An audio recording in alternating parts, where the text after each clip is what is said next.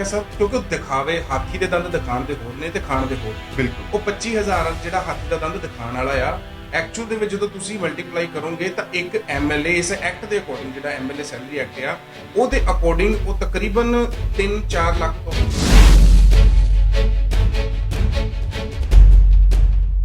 Monthly salary ਜਿਹੜੀ ਮਿਲਦੀ ਆ ਉਹ 25000 ਰੁਪਏ ਮਹੀਨਾ ਹੈ ਜੀ। ਉਸ ਤੋਂ ਇਲਾਵਾ ਕੰਪਨਸੇਸ਼ਨਲੀ ਅਲਾਉਂਸ ਜਿਹੜਾ ਆ ਉਹ 5000 ਰੁਪਏ ਮਹੀਨਾ ਹੈ ਜੀ। ਕੌਂਸਟੀਚੁਐਂਸੀ ਸੈਕਟਰੀਅਲ ਐਂਡ ਪੋਸਟਲ ਫੈਸਿਲਿਟੀ 25000 ਤੇ ਆ ਕਿਹੜਾ ਡਿਜੀਟਲ ਇੰਡੀਆ ਆ ਜਿੱਤੇ 25000 ਰੁਪਏ ਮਹੀਨਾ ਪੋਸਟਲ ਫੈਸਿਲਿਟੀ ਇੱਕ ਐਮਐਲਏ ਨੂੰ ਮੰਥਲੀ ਦਿੱਤੀ ਜਾਂਦੀ ਹੈ। 3 ਮਹੀਨੇ ਦਾ ਅਨਲਿਮਿਟਿਡ ਡਾਟਾ, ਅਨਲਿਮਿਟਿਡ ਕਾਲਸ ਹੁੰਦੀ ਆ। ਉੱਥੇ ਐਮਐਲਏ ਨੂੰ 15000 ਰੁਪਏ ਸਿਰਫ 1 ਮਹੀਨੇ ਦੇ ਟੈਲੀਫੋਨ ਦਿੱਤੇ ਜਾਂਦੇ। ਤਾਂ ਇੱਕ ਐਮਐਲਏ ਪਰ ਮਹੀਨੇ ਸਰਕਾਰ ਨੂੰ ਤਕਰੀਬਨ 2 ਤੋਂ 2.5 ਲੱਖ ਰੁਪਏ ਮਿਨੀਮਮ ਪੈਂਦਾ ਆ। ਤੇ ਮਹਾਸ਼ੇ ਨੇ ਪੰਜਾਬ ਦੇ ਐਮਐਲਏ ਸਾਹਿਬਾਨ ਜਿਹੜੇ ਆਪਣੇ ਆਪ ਨੂੰ ਲੋਕਾਂ ਦਾ ਸੇਵਾਦਾਰ ਦੱਸਦੇ ਨੇ, ਇਹ 15 ਰੁਪਏ ਪਰ ਕਿਲੋਮੀਟਰ ਇਹ ਪੰਜਾਬ ਸਰਕਾਰ ਤੋਂ ਰਿਫੰਡ ਸਰਕਾਰੀ ਹਸਪਤਾਲ ਦੇ ਵਿੱਚ ਜਾ ਕੇ ਦੇਖੋ, ਮੈਂ ਕਹਿੰਦਾ ਉੱਥੇ ਬੰਦੇ ਬਚਾਉਣ ਲਈ ਨਹੀਂ ਭੇਜੇ ਜਾਂਦੇ, ਉੱਥੇ ਬੰਦੇ ਮਾਰਨ ਲਈ। ਕਿਸੇ ਐਮਐਲਏ ਨੇ ਅੱਜ ਤੱਕ ਧਰਨਾ ਲਾਇਆ ਕਿ ਮੇਰੀ ਸੈਲਰੀ ਨਹੀਂ ਮਿਲੀ? ਕਿਸੇ ਐਮਐਲਏ ਦੇ ਪਰਿਵਾਰ ਨੇ ਧਰਨਾ ਲਾਇਆ ਕਿ ਸਾਡੀ ਪੈਨਸ਼ਨ ਨਹੀਂ? ਤੇ 2004 ਤੋਂ ਬਾਅਦ ਜਿਹੜੇ ਮੁਲਾਜ਼ਮ ਭਰਤੀ ਹੋਏ ਨੇ ਉਹਨਾਂ ਨੂੰ ਪੈਨਸ਼ਨ ਜਿਹੜੀ ਆ ਸਟੇਟ ਗਵਰਨਮੈਂਟ ਦੇਣੀ ਚਾਹੀਦੀ ਜੀ। ਲੇਕਿਨ ਹਰਿਆਣਾ ਦੇ ਰਿਹਾ, ਦਿੱਲੀ ਦੇ ਰਹੀ ਹੈ, ਰਾਜਸਥਾਨ ਦੇ ਰਿਹਾ, ਪੰਜਾਬ ਉਹਨੂੰ ਸਮਾਰਟਫੋਨ ਦੀ ਲੋੜ ਨਹੀਂ ਹੈਗੀ, ਔਰ ਮੋਰ ਦੈਨ ਕਈਆਂ ਕੋਲ ਹੈਗੇ ਵੀ ਨੇ। ਪਹਿਲੀ ਗੱਲ। ਦੂਸਰੀ ਗੱਲ ਇਹ ਆ ਕਿ ਸਰਕਾਰ, ਮੈਂ ਕਹਿੰਦਾ ਸਾਨੂੰ ਸਮਾਰਟਫੋਨ ਦੀ ਲੋੜ ਨਹੀਂ, ਸਾਨੂੰ ਸਮਾਰਟ ਸਰਕਾਰ ਦੀ ਲੋੜ ਆ ਜਿਹੜੀ ਦਿਮਾਗ ਤੋਂ ਸੋਚੇ। ਠੀਕ ਹੈ। ਅੱਜ ਜਦੋਂ ਇਹ ਸਮਾਰਟਫੋਨ ਬਣ ਰਹੇ ਨੇ, ਇਹਨਾਂ ਦੇ ਉੱਤੇ ਲੋਗੋ ਸਪੈਸ਼ਲ ਬਣਵਾਇਆ ਗਿਆ ਕੈਪਟਨ ਸਾਹਿਬ ਦਾ, ਤੇ ਮੈਨੂੰ ਇਹ ਦੱਸੋ ਵੀ ਇਹ ਕੈਪਟਨ ਸਾਹਿਬ ਨੇ ਆਪਣੀ ਜੇਬ ਚੋਂ ਦਾਨ ਦਿੱਤਾ ਹੈ ਜਾਂ ਕਾਂਗਰਸ ਨੇ ਆਪਣੇ ਪਾਰਟੀ ਫੰਡ ਚੋਂ ਇਹ ਦਾਨ ਕੀਤਾ ਹੈ? ਇਹ ਸਾਡਾ ਪੈਸਾ ਆ। ਸਾਡਾ ਪੈਸਾ ਤੁਸੀਂ ਆਪਣੀ ਫੋਟੋ ਲਾ ਕੇ ਮਸ਼ਹੂਰੀ ਕਿੱਦਾਂ ਕਰ ਸਕਦੇ? ਮਤਲਬ ਕਹਿਣ ਦਾ ਮਤਲਬ ਹੈ ਕਿ ਸਰਕਾਰ ਸ਼ਰੇਆਮ ਧੱਕਾ ਕਰ ਰਹੀ ਹੈ। ਸ਼ਰੇਆਮ ਧੱਕਾ ਕਰ ਰਹੀ ਹੈ। ਇਸ ਤੋਂ ਵੱਡਾ ਧੱਕਾ ਹੋਰ ਕੀ ਹੋਊਗਾ, ਤੁਸੀਂ ਦੱਸੋ। ਬਿਲਕੁਲ। ਇਹ ਧੱਕੇ ਤੋਂ ਵੀ ਉੱਪਰ ਆ। ਆਉਣ ਵਾਲੇ ਟਾਈਮ ਦੇ ਉੱਤੇ ਇਸ ਤੋਂ ਵੀ ਵੱਧ ਕੁਛ ਨਾ ਕੁਛ ਸਾਨੂੰ ਦੇਖਣ ਨੂੰ ਮਿਲ ਸਕਦਾ ਹੈ। ਸਤਿ ਸ਼੍ਰੀ ਅਕਾਲ ਜੀ, ਮੈਂ ਅਰਵਿੰਦਰ ਸਿੰਘ, ਤੁਸੀਂ ਵੇਖ ਰਹੇ ਹੋ ਸਟਾਰ ਨਿਊਜ਼ ਪੰਜਾਬੀ ਟੀਵੀ। ਜਦੋਂ ਦੀ ਪੰਜਾਬ ਦੇ ਵਿੱਚ ਸਰਕਾਰ ਬਣੀ ਹੈ, ਉਦੋਂ ਤੋਂ ਹੀ ਪੰਜਾਬ ਦੀ ਸਰਕਾਰ ਹਮੇਸ਼ਾ ਫੰਡਸ ਨੂੰ ਲੈ ਕੇ ਗੱਲ ਕਰਦੀ ਹੈ ਕਿ ਪੰਜਾਬ ਦੇ ਵਿੱਚ ਜਿਹੜੇ ਫੰਡਸ ਨੇ ਉਹ ਖਤਮ ਹੋ ਚੁੱਕੇ ਨੇ, ਜਿਸ ਕਰਕੇ ਪੰਜਾਬ ਸਰਕਾਰ ਦੇ ਮੁਲਾਜ਼ਮਾਂ ਦੀਆਂ ਤਨਖਾਹਾਂ ਵੀ ਕੱਟੀਆਂ ਜਾਂਦੀਆਂ ਨੇ। ਬੀਤੇ ਲੋਕਡਾਊਨ ਦੇ ਵਿੱਚ ਕੁਝ ਮੁਲਾਜ਼ਮਾਂ ਨੇ ਛੱਲੀ ਵੇਚ ਕੇ ਅਤੇ ਕੁਝ ਮੁਲਾਜ਼ਮਾਂ ਨੇ ਇੱਥੋਂ ਤੱਕ ਭੀਖ ਮੰਗ ਕੇ ਸਰਕਾਰ ਦੇ ਫੰਡਸ ਨੂੰ ਪੂਰਾ ਕਰਨ ਦੀ ਕੋਸ਼ਿਸ਼ ਕੀਤੀ ਸੀਗੀ। ਅੱਜ ਸਾਡੇ ਨਾਲ ਮੌਜੂਦ ਨੇ ਮਿਸਟਰ ਅਜੇ ਸ਼ਰਮਾ, ਪੰਜਾਬ ਪ੍ਰੈਜ਼ੀਡੈਂਟ ਰਾਸ਼ਟਰੀ ਹਿੰਦੁਸਤਾਨ ਸ਼ਕਤੀ ਦਲ ਦੇ। ਸਰ, ਪਹਿਲਾਂ ਤਾਂ ਪਿਆਰ ਭਰੀ ਸਤਿ ਸ਼੍ਰੀ ਅਕਾਲ ਸਾਰਿਆਂ ਨੂੰ, ਤੁਹਾਨੂੰ ਵੀ ਤੇ ਇਸ ਪ੍ਰੋਗਰਾਮ ਨੂੰ ਦੇਖ ਰਹੇ ਸਾਰੇ ਸਰੋਤਿਆਂ ਨੂੰ ਮੇਰੇ ਵੱਲੋਂ ਪਿਆਰ ਭਰੀ ਸਤਿ ਸ਼੍ਰੀ ਅਕਾਲ ਜੀ।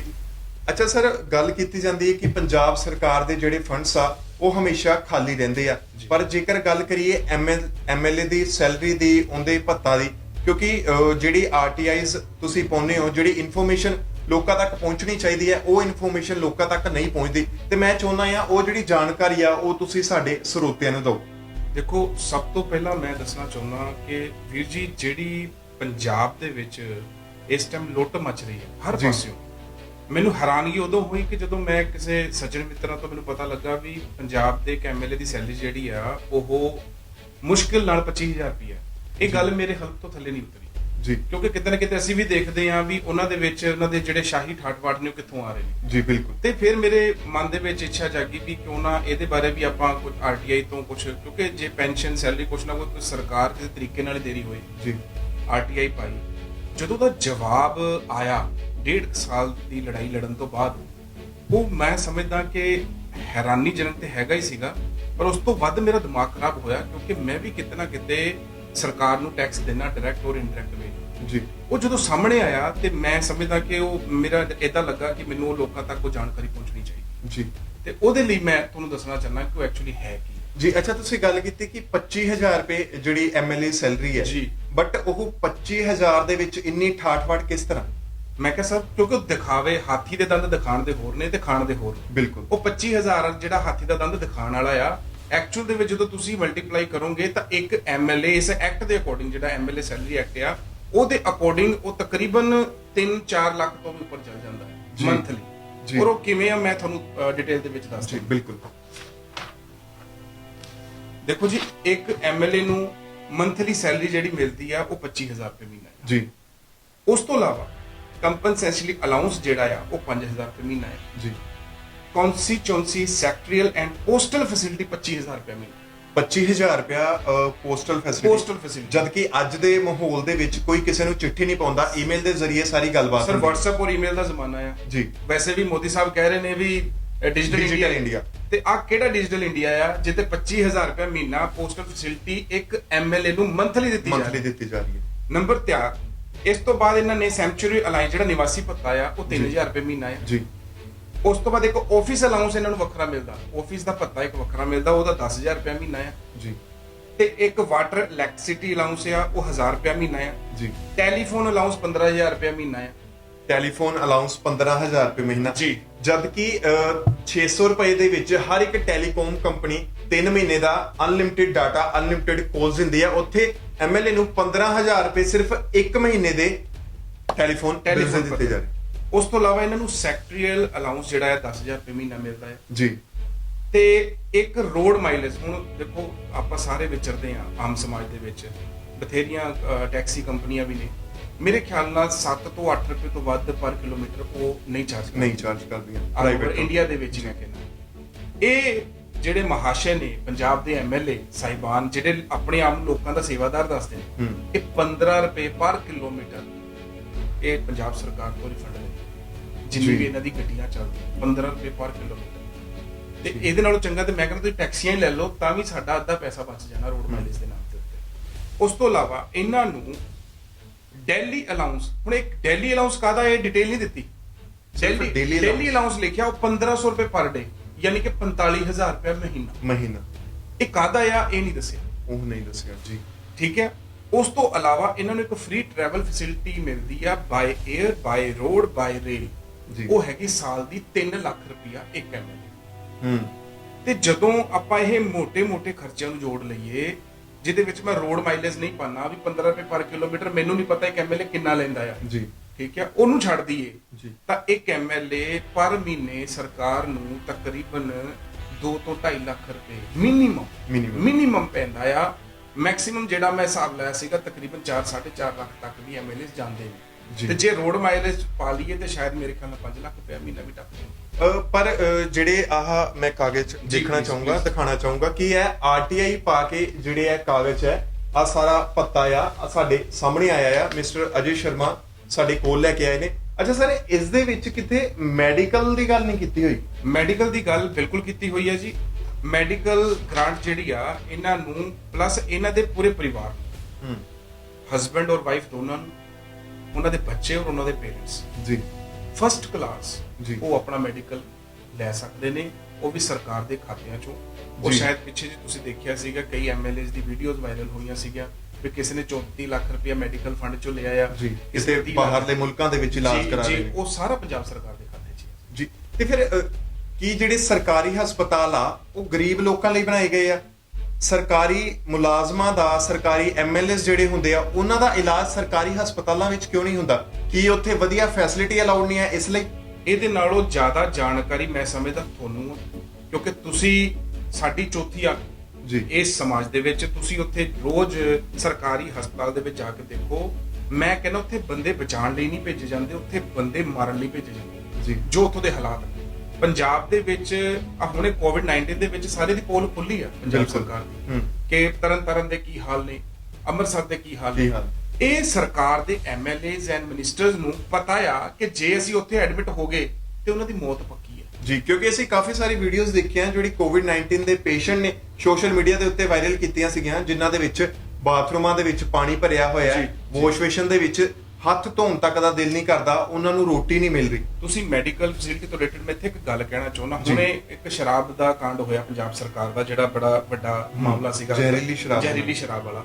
ਉਹਦੇ ਵਿੱਚ ਤਕਰੀਬਨ 100-150 ਬੰਦਿਆਂ ਦੀ ਮੌਤ ਹੋ ਗਈ। ਤੁਸੀਂ ਯਕੀਨ ਮੰਨੋਗੇ, ਇੱਕ ਚੈਨਲ ਤੇ ਲਾਈਵ ਡਿਬੇਟ ਹੋਣ ਦੇ ਨਾਲ ਮੈਂ ਉੱਥੋਂ ਦੱਸਿਆ ਸੀਗਾ ਕਿ ਤਰਨਤਾਰਨ ਦੇ ਵਿੱਚ ਜਦੋਂ ਉਹ ਜ਼ਹਿਰੀਲੀ ਸ਼ਰਾਬ ਨਾਲ ਮਰੇ ਬੰਦਿਆਂ ਨੂੰ ਇਲਾਜ ਲਈ ਲੈ ਕੇ ਗਏ ਤੇ ਉੱਥੇ ਐਮਰਜੈਂਸੀ ਫੈਸਿਲਿਟੀਜ਼ ਨਹੀਂ ਸੀ। ਉੱਥੇ ਆਈਸੀਯੂ ਵਰਗੀ ਫੈਸਿਲਿਟੀਜ਼ ਨਹੀਂ ਹੈਗੀਆਂ ਜੀ। ਤੁਸੀਂ ਇਹ ਸੋਚੋ, ਪਹਿਲੀ ਸਰਕਾਰ ਦੀ ਚੂਕ ਸੀਗੀ ਵੀ ਇੰਨੇ ਅਵੈਧ ਕਾਰੋਬਾਰ ਚੱਲ ਰਿਹਾ ਸੀਗਾ। ਮੈਂ ਕਹਿੰਦਾ ਮੰਨ ਲਓ ਸ਼ਾਇਦ ਸਰਕਾਰ ਨੂੰ ਨਹੀਂ ਵੀ ਪਤਾ ਸੀਗਾ, ਜੇ ਚੱਲ ਵੀ ਰਿਹਾ ਸੀ ਤੇ ਜੇ ਉਹਨਾਂ ਸਰਕਾਰੀ ਹਸਪਤਾਲਾਂ ਦੀ ਹਾਲਾਤ ਚੰਗੇ ਹੁੰਦੇ ਤੇ ਉਹ ਬੰਦੇ ਬਚਾਏ ਜਾ ਸਕਦੇ ਸੀ।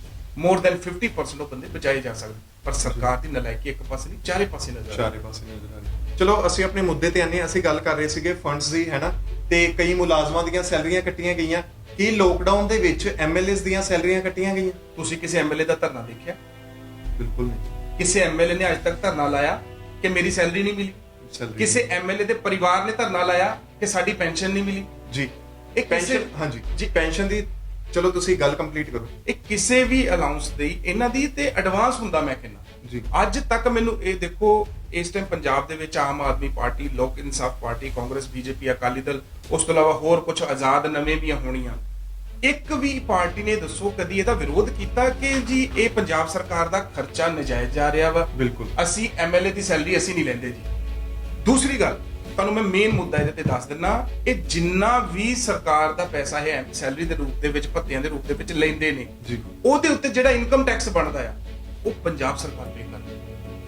ਹੁਣ ਤੁਸੀਂ ਦੱਸੋ ਇਹਨਾਂ ਨੂੰ ਕੀ ਕਹੀਏ? ਇੱਥੇ ਮੇਰਾ ਵਸ ਨਹੀਂ ਚੱਲਦਾ, ਨਹੀਂ ਤੇ ਮੈਂ ਪਤਾ ਨਹੀਂ ਮੈਂ ਕੀ ਕਰਾਂ। ਹਾਲਾਂਕਿ ਮੈਂ ਛੱਡਣ ਇਹਨਾਂ ਨੂੰ ਇੱਥੇ ਵੀ ਨਹੀਂ ਲੱਗਾ, ਜੋ ਸਾਡਾ ਲੀਗਲ ਵੇ ਅਸੀਂ ਉੱਥੇ ਜਾਵਾਂਗੇ। ਲੇਕਿਨ ਤੁਸੀਂ ਅੱਜ ਦੀ ਡੇਟ ਦੇ ਵਿੱਚ ਸਭ ਤੋਂ ਵੱਧ ਕੰਮ ਕਰ ਰਿਹਾ ਫੌਜੀ ਭਾਈ ਸਾਡਾ। ਬਿਲਕੁਲ। ਪੰਜਾਬ ਦੇ ਜਿਹੜੇ ਤਕਰੀਬਨ 3.5 ਲੱਖ ਸਰਕਾਰੀ ਮੁਲਾਜ਼ਮ ਨੇ, ਜਦੋਂ ਉਹਨਾਂ ਦੀ ਸੈਲਰੀ ਆਉਂਦੀ ਆ ਤੇ ਉਹਨਾਂ ਦਾ ਇਨਕਮ ਟੈਕਸ ਕੱਟ ਕੇ ਆਉਂਦਾ। ਇਨਕਮ ਟੈਕਸ ਕੱਟ, ਉਹ ਜਦੋਂ ਜੇ ਉਹਨਾਂ ਦਾ ਇਨਕਮ ਟੈਕਸ ਕੱਟ ਕੇ ਆਉਂਦਾ ਤੇ ਤੁਹਾਨੂੰ ਇੱਕ ਤਾਂ ਇੰਨੇ ਪੱਤੇ, ਇੰਨਾ ਕੁਝ ਮਿਲਣ ਤੋਂ ਬਾਅਦ ਜਿਹੜੀ ਇਹ ਤੇ ਇਨਕਮ ਟੈਕਸ ਬਣਦਾ ਉਹ ਪੰਜਾਬ ਸਰਕਾਰ ਪੇ ਕਰ ਰਹੀ ਆ। ਫਿਰ ਇਹ ਕਹਿੰਦੇ ਪੰਜਾਬ ਦਾ ਸਰਕਾਰ ਦਾ ਖਜ਼ਾਨਾ ਖਾਲੀ ਆ, ਤੇ ਭਾਈ ਇਹਨੂੰ ਖਜ਼ਾਨਾ ਕਹਿੰਦੇ ਕਿਉਂ ਨਹੀਂ, ਪੀਪਾ ਕਹਿ ਦਿਓ। ਬਿਲਕੁਲ। ਅੱਛਾ ਸਰ, ਤੁਸੀਂ ਪੈਨਸ਼ਨ ਦੀ ਗੱਲ ਕੀਤੀ, ਮੈਂ ਪੈਨਸ਼ਨ ਦਾ ਹੀ ਮੁੱਦਾ ਚੱਕਣ ਲੱਗਾ ਸੀਗਾ ਕਿ ਜਿਹੜੀ ਇੱਕ ਐਮਐਲਏ ਦੀ ਸੈਲਰੀ ਆ ਉਸ ਨੂੰ ਸ਼ਾਇਦ ਇੱਕ ਪੈਨਸ਼ਨ ਨਹੀਂ ਕਹੀ ਜਾ ਸਕਦੀ, ਕਿਉਂਕਿ ਜਿੰਨੀ ਵਾਰ ਐਮਐਲਏ ਬਣਦੇ ਆ ਉਹਨਾਂ ਨੂੰ ਉਨੀਆਂ ਪੈਨਸ਼ਨਾਂ ਦਿੱਤੀਆਂ ਜਾਂਦੀਆਂ। ਤੇ ਅੱਜ ਕੱਲ ਕਾਫੀ ਮਾਮਲੇ ਫੌਜੀ ਭਾਈਆਂ ਦੇ ਇਹੋ ਜਿਹੇ ਆ ਰਹੇ ਨੇ ਜਿੱਥੇ ਫੌਜੀ ਭਾਈ ਰੋਸ ਕਰ ਰਹੇ ਨੇ, ਉਹਨਾਂ ਦੀਆਂ ਖਬਰਾਂ ਆ ਰਹੀਆਂ ਨੇ ਕਿ ਸਾਡੀ ਜਿਹੜੀ ਪੈਨਸ਼ਨ ਹੈ ਉਹ ਸਰਕਾਰ ਨੇ ਬੰਦ ਕਰ ਦਿੱਤੀ ਹੈ। ਦੇਖੋ ਜੀ, 2004 ਦੇ ਵਿੱਚ ਐਨਪੀਐਸ ਜਿਹੜਾ ਲਿਆ ਗਿਆ ਸੀ ਕੇਂਦਰ ਸਰਕਾਰ ਵੱਲੋਂ ਜੀ, ਉਹਦੇ ਵਿੱਚ ਇਹਨਾਂ ਨੇ ਕਿਹਾ ਸੀਗਾ ਵੀ ਕੇਂਦਰ ਸਰਕਾਰ ਨੇ ਨੋਟੀਫਿਕੇਸ਼ਨ ਕੀਤਾ ਸੀ ਵੀ ਸਟੇਟ ਆਪਣੇ ਵੱਲੋਂ ਕਿਸੇ ਨੂੰ ਸਰਕਾਰੀ ਕਰਮਚਾਰੀ ਨੂੰ ਜੇ ਸੈਲਰੀ ਦੇਣਾ ਚਾਹੁੰਦੀ ਆ, ਪੈਨਸ਼ਨ ਦੇਣਾ ਚਾਹੁੰਦੀ ਆ ਤੇ ਉਹ ਦੇ ਸਕਦੀ ਆ, ਸਾਡੇ ਵੱਲੋਂ ਕੋਈ ਹੈਲਪ ਨਹੀਂ ਮਿਲਣੀ ਜੀ, ਠੀਕ ਹੈ। ਤੇ 2004 ਤੋਂ ਬਾਅਦ ਜਿਹੜੇ ਮੁਲਾਜ਼ਮ ਭਰਤੀ ਹੋਏ ਨੇ ਉਹਨਾਂ ਨੂੰ ਪੈਨਸ਼ਨ ਜਿਹੜੀ ਆ ਸਟੇਟ ਗਵਰਨਮੈਂਟ ਦੇਣੀ ਚਾਹੀਦੀ ਜੀ। ਲੇਕਿਨ ਹਰਿਆਣਾ ਦੇ ਰਿਹਾ, ਦਿੱਲੀ ਦੇ ਰਹੀ ਹੈ, ਰਾਜਸਥਾਨ ਦੇ ਰਿਹਾ, ਪੰਜਾਬ ਨੇ ਆਪਣੇ ਹੱਥ ਖੜੇ ਕਰ ਦਿੱਤੇ। ਮੈਂ ਸਮਝਦਾ ਇਹਨੂੰ ਤਾਂ ਪਹਿਲਾਂ ਹੀ ਮੌਕਾ ਚਾਹੀਦਾ ਸੀਗਾ ਜੀ। ਪਰ ਹੁਣ ਮੈਂ ਕਹਿੰਦਾ ਠੀਕ ਆ, ਤੁਸੀਂ ਉਹਨਾਂ ਨੂੰ ਪੈਨਸ਼ਨ ਨਾ ਦਿਓ, ਕੋਈ ਪ੍ਰੋਬਲਮ ਨਹੀਂ ਆ, ਪਰ ਫਿਰ ਤੁਸੀਂ ਆਪਣੇ ਐਮਐਲਏ ਦੀ ਪੈਨਸ਼ਨ ਕਿਉਂ ਨਹੀਂ ਦੇ ਰਹੇ? ਉਹਨਾਂ ਨੂੰ ਵੀ ਤੁਸੀਂ ਰੋਕੋ, ਤੁਸੀਂ ਸਾਰਿਆਂ ਨੂੰ ਬਰਾਬਰ ਲੈ ਕੇ ਆਓ। ਪਰ ਇਹ ਕਹਿੰਦੇ ਨਹੀਂ ਜੀ ਇੱਕ ਤੱਕੜੀ ਚ ਨਹੀਂ ਤੁਲਣੇ, ਐਮਐਲਏ ਵੀਆਈਪੀ ਕੋਟੇ ਵੱਖਰੇ ਆ ਕਿਉਂਕਿ ਉਹ ਸਾਡੇ ਨੇ ਤੇ ਗਰੀਬ ਰੋਲੇ ਜਿੱਥੇ ਮਰਜ਼ੀ। ਜੀ, ਸਾਡੀ ਸਰਕਾਰ ਸਾਡਾ ਰਾਜ। ਬਿਲਕੁਲ ਜੀ। ਤੇ ਅੱਛਾ, ਜੇਕਰ ਗੱਲ ਕਰੀਏ ਹੁਣ ਫੋਨਸ ਦੀ, ਕੈਪਟਨ ਸਰਕਾਰ ਨੇ ਵਾਅਦਾ ਕੀਤਾ ਸੀਗਾ ਵੋਟਾਂ ਆਉਣ ਤੋਂ ਪਹਿਲਾਂ ਕਿ ਮੈਂ ਸਾਰਿਆਂ ਨੂੰ, ਬੱਚਿਆਂ ਨੂੰ ਫੋਨ ਵੰਡੇ ਜਾਣਗੇ, ਹੈਨਾ। ਤੇ ਹੁਣ ਜਦੋਂ ਅਗਲੇ ਇਲੈਕਸ਼ਨ ਨੇੜੇ ਆਉਣ ਵਾਲੇ ਆ ਉਦੋਂ ਫੋਨ ਦਿੱਤੇ ਜਾ ਰਹੇ ਆ ਜੀ 4 ਸਾਲਾਂ ਬਾਅਦ ਕਿ ਅਗਲੀ ਵੀ ਸਰਕਾਰ ਜਿਹੜੀ ਆ ਉਹ ਸਾਡਾ ਇੰਪੈਕਟ ਪਵੇ। ਤੇ ਇਸ ਦੇ ਉੱਤੇ ਜਿਹੜਾ ਫੰਡਸ ਹੈ ਕਿੰਨਾ ਕੁ ਇਸ ਦੇ ਉੱਤੇ ਫੰਡ ਲੱਗੇ? ਸਰ ਦੇਖੋ, ਸਭ ਤੋਂ ਪਹਿਲੀ ਗੱਲ ਤੇ ਇਹ ਆ ਕਿ ਮੈਨੂੰ ਕੋਈ ਗਰੀਬਾਂ, ਪਹਿਲੇ ਤਾਂ ਦੱਸੋ ਸਮਾਰਟਫੋਨ ਦੀ ਗਰੀਬਾਂ ਨੂੰ ਲੋੜ ਹੈ। ਸਾਡਾ ਮਿਡਲ ਕਲਾਸ, ਉਹਨੂੰ ਰੋਟੀ ਚਾਹੀਦੀ ਆ, ਰੋਜ਼ਗਾਰ ਚਾਹੀਦਾ, ਐਜੂਕੇਸ਼ਨ ਚਾਹੀਦੀ ਆ, ਮੈਡੀਕਲ ਫੈਸਿਲਿਟੀ ਚਾਹੀਦੀ ਹੈ, ਉਹਨੂੰ ਸਮਾਰਟਫੋਨ ਦੀ ਲੋੜ ਨਹੀਂ ਹੈਗੀ ਔਰ ਮੋਰ ਦੈਨ ਕਈਆਂ ਕੋਲ ਹੈਗੇ ਵੀ ਨੇ। ਪਹਿਲੀ ਗੱਲ। ਦੂਸਰੀ ਗੱਲ ਇਹ ਆ ਕਿ ਸਰਕਾਰ, ਮੈਂ ਕਹਿੰਦਾ ਸਾਨੂੰ ਸਮਾਰਟਫੋਨ ਦੀ ਲੋੜ ਨਹੀਂ, ਸਾਨੂੰ ਸਮਾਰਟ ਸਰਕਾਰ ਦੀ ਲੋੜ ਆ ਜਿਹੜੀ ਦਿਮਾਗ ਤੋਂ ਸੋਚੇ, ਬਿਲਕੁਲ ਆਪਣੀ ਬੁੱਧੀ ਤੋਂ ਸੋਚੇ, ਖਜ਼ਾਨੇ ਐਵੇਂ ਖਾਲੀ ਨਾ ਕਰੇ। ਇਹਨਾਂ ਦੇ ਪਿਓ ਦੇ ਖਜ਼ਾਨੇ ਨਹੀਂਗੇ ਇਹ ਜਿਹੜੇ ਮੂੰਹ ਚੱਕ ਕੇ ਵੰਡੀ ਜਾਂਦੇ ਆ ਲੋਕਾਂ ਦੇ ਵਿੱਚ। ਤੁਸੀਂ ਇੱਕ ਚੀਜ਼, ਮੈਂ ਨਾਰਮਲ ਜੀ ਗੱਲ ਕਰਦਾ, ਇਹਨਾਂ ਮੈਂ ਬ੍ਰਾਂਡ ਦਾ ਨਾਮ ਦੇਖਿਆ ਸੀਗਾ, ਲਾਵਾ ਦੇ ਫੋਨ ਇਹ ਵੰਡ ਰਹੇ ਨੇ ਜੀ। ਲਾਵਾ, ਹੁਣ ਇੱਕ ਸਮਾਰਟਫੋਨ ਆਪਾਂ ਡਿੱਗ ਟੈਕ ਵੀ ਗੱਲ ਕਰੀਏ ਕਿ 4000 ਤੋਂ ਥੱਲੇ ਹੋਊਗਾ ਨੋ ਮੈਂ ਨਾਰਮਲ ਜੀ ਗੱਲ ਕਰ ਮਿਨੀਮਮ minimum, ਉਹ ਵੀ ਬਹੁਤ ਘੱਟ ਹੋ ਜੇ ਕੁਆਲਿਟੀ ਵਾਈਜ਼ ਵੀ ਕੰਪਰੋਮਾਈਜ਼ ਕੀਤਾ ਹੋਏਗਾ ਤਾਂ 4000 ਦਾ ਹੋਏਗਾ ਬਿਲਕੁਲ। ਔਰ ਅਸੀਂ ਮੰਨ ਲੈਣੇ ਸਰਕਾਰ ਨੇ ਇਕੱਠਾ ਨੋਟ ਚੱਕਿਆ ਹੋਇਆ। ਹੂੰ ਹੁਣ ਮੈਂ ਕੈਪਟਨ ਸਾਹਿਬ ਦਾ ਟਵੀਟ ਪੜਿਆ ਸੀਗਾ ਵੀ 1,73,000 ਪਲੱਸ 2 ਦੇ ਸਟੂਡੈਂਟਸ ਨੂੰ ਇਹ ਮੋਬਾਈਲ ਜਿਹੜੇ ਵੰਡੇ ਜਾਣੇ। ਜੀ ਮੈਂ ਉਹਨੂੰ ਮਲਟੀਪਲਾਈ ਕਰ ਬੈਠਾ, ਉਹ ਜਦੋਂ ਰਕਮ ਨਿਕਲ ਕੇ ਬਾਹਰ ਆਈ ਤਕਰੀਬਨ 70 ਕਰੋੜ ਰੁਪਈਆ, ਜੀ 69 ਕਰੋੜ ਸਮਥਿੰਗ ਬਣਦਾ, ਮੈਂ ਰਾਉਂਡ ਫਿਗਰ 70 ਕਰੋੜ ਕਹਿ ਰਿਹਾ। 70 ਕਰੋੜ ਰੁਪਈਆ ਇਹ ਸਮਾਰਟਫੋਨ 'ਚ ਵੜਨ ਲੱਗੇ। ਜੀ ਹੁਣ ਮੈਨੂੰ ਇਹ ਦੱਸੋ ਕਿ ਸਮਾਰਟਫੋਨ ਉਹ ਇਦਾਂ ਹੀ ਚੱਲ ਜਾਣੇ ਕਿ ਉਹਨਾਂ ਸਮਾਰਟਫੋਨ ਦੇ ਮਾਰ, ਮੈਂ ਦੱਸਣਾ ਚਾਹੁੰਦਾ ਕੈਪਟਨ ਸਾਹਿਬ, ਤੁਹਾਡੇ ਸਮਾਰਟਫੋਨ ਦੇ ਵਿੱਚ ਸਿਮ ਵੀ ਪੈਣੀ ਆ, ਉਹ 'ਚ ਰੀਚਾਰਜ ਤੁਹਾਡੇ ਐਮਐਲਏ ਨੇ 15,000 ਰੁਪਏ ਵਿੱਚੋਂ ਨਹੀਂ ਕਰਾਉਣਾ, ਬਿਲਕੁਲ। ਉਹ ਉਸ ਗਰੀਬ ਨੂੰ ਆਪਣੇ ਪੱਲਿਓਂ ਕਰਾਉਣਾ ਪੈਣਾ। ਤੁਸੀਂ ਸਰਕਾਰ ਦਾ ਖਰਚਾ ਵੀ ਵਧਾ ਰਹੇ ਹੋ ਤੇ ਇੱਕ ਆਮ ਮਿਡਲ ਕਲਾਸ ਬੱਚੇ ਦਾ ਵੀ ਖਰਚਾ ਵਧਾ ਰਹੇ ਹੋ। ਔਰ ਕੀ ਗਾਰੰਟੀ ਆ ਜਿਹੜੇ ਸਰਕਾਰੀ ਸਕੂਲ ਨੇ ਉਹ ਜ਼ੂਮ ਦੇ ਉੱਤੇ ਕੋਈ ਕਲਾਸਾਂ ਨਹੀਂ ਲਾ ਰਹੇ। ਮੈਂ ਤੁਹਾਨੂੰ ਇਹ ਵੀ ਦੱਸਣਾ ਚਾਹੁੰਦਾ ਕਿ ਜਿਹਦੇ ਲਈ ਉਹਨੂੰ ਉਸ ਫੋਨ ਦੀ ਲੋੜ ਆ, ਉਹ WhatsApp ਦੇ ਉੱਤੇ ਕੰਮ ਭੇਜ ਰਹੇ ਨੇ। ਤੇ ਫਿਰ ਇਸ ਫੋਨ ਦੀ ਲੋੜ ਕਿਉਂ ਆ? ਕਿਉਂ ਇਹ ਇੱਕ ਪਬਲਿਸਿਟੀ ਸਟੰਟ ਆ, ਕਿਉਂਕਿ 2022 ਦੇ ਵਿੱਚ ਇਹਨਾਂ ਨੂੰ ਪਤਾ ਸਾਡੀ ਸਰਕਾਰ, ਅਸੀਂ ਦੁਬਾਰਾ ਰਿਪੀਟ ਕਰਨਾ ਚਾਹੁੰਦੇ ਹਾਂ, ਅਸੀਂ ਉਹਦੇ ਲਈ ਲੱਗੇ ਹੋਏ ਆ। ਇਸ ਤੋਂ ਇਲਾਵਾ ਆਮ ਜਨਤਾ ਦੇ ਵਿੱਚ ਕੋਈ ਫਾਇਦਾ ਨਹੀਂ ਹੈ। ਔਰ ਇਸ ਤੋਂ ਇਲਾਵਾ ਇੱਕ ਹੋਰ ਦੱਸਾਂ, ਇਹ ਵੇਸਟ ਆਫ ਮਨੀ 5 ਅਗਸਤ ਨੂੰ ਜਿਹੜੇ ਆਪਣੇ ਮੁਲਾਜ਼ਮ ਭਰਾ ਨੇ ਪੰਜਾਬ ਦੇ, ਉਹਨਾਂ ਨੇ ਧਰਨਾ ਦਿੱਤਾ ਸੀਗਾ ਹਰ ਜ਼ਿਲ੍ਹੇ ਦੇ ਵਿੱਚ, ਜਿਹੜੀ ਉਹਨਾਂ ਦੀ ਯੂਨੀਅਨਾਂ ਬਣੀਆਂ ਨੇ।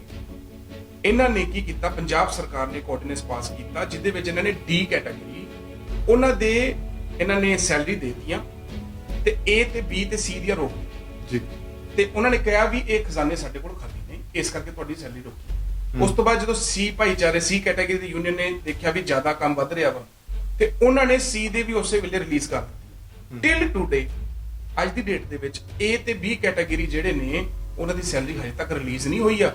ਤੇ ਤੁਸੀਂ ਦੱਸੋ, ਸੈਲਰੀ ਦੇਣ ਦੀ ਬਜਾਏ ਤੁਸੀਂ ਸਮਾਰਟਫੋਨ ਵੰਡ ਰਹੇ ਹੋ, ਇਹ ਕਿੱਥੋਂ ਦਾ ਦਿਮਾਗ ਆ? ਜੀ, ਤੇ ਉੱਤੇ ਬਕਾਇਦਾ ਸੀਐਮ ਸਾਹਿਬ ਦੀ ਫੋਟੋ ਲੱਗੀ, ਔਰ ਉਹ ਤੋਂ ਫੋਟੋ ਲੱਗੀ ਹੋਈ। ਹੁਣ ਦੇਖੋ, ਇਹੀ ਗਲਤੀ ਅਕਾਲੀ ਭਾਜਪਾ ਸਰਕਾਰ ਨੇ ਕੀਤੀ ਸੀ।